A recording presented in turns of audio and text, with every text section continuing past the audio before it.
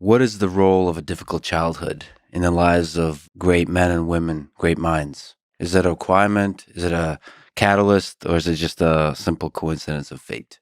Well, it's not a requirement. There's some people with happy childhoods who do quite well.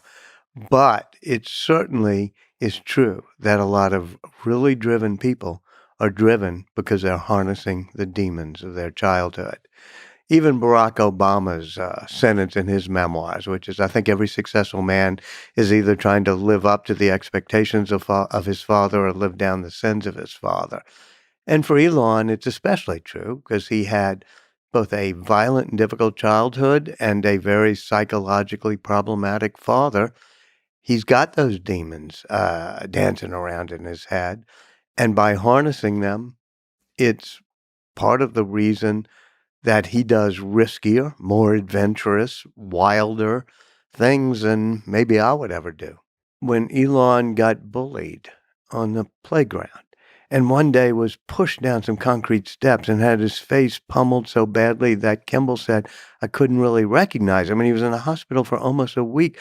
But when he came home, Elon had to stand in front of his father, and his father berated him for more than an hour and said he was stupid and took the side of the person who had beaten him. That's probably one of the more traumatic events of Elon's life. Yes, and there's also Veld School, which is a sort of paramilitary camp that young South African boys got sent to.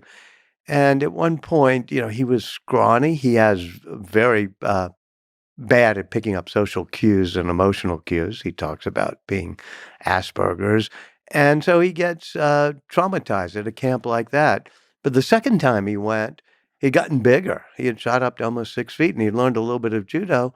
And he realized that if he was getting beaten up, it might hurt him, but he would just punch the person in the nose as hard as possible. So that sense of always punching back has also been ingrained in Elon.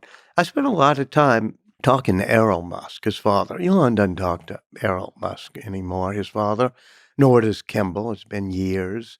And Errol doesn't even have Elon's email. So a lot of times Errol will be sending me emails.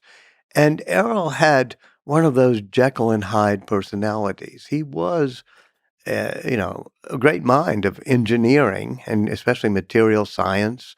But he also would go into these dark periods in which he would just be psychologically abusive.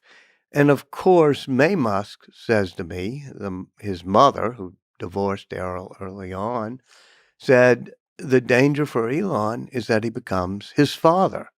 And every now and then, you've been with him so much, Lex, and you know him well, he'll even talk to you about the demons, about Diablo dancing in his head. I mean, he gets it. He's self-aware. But you've probably seen him at times where those demons take over and he goes really dark and really quiet.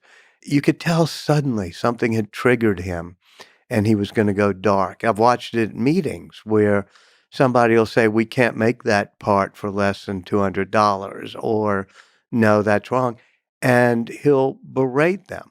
And then he snaps out of it. And as you know that too, the huge snap out where suddenly he's showing you a Monty Python skit on his phone and he's joking about things.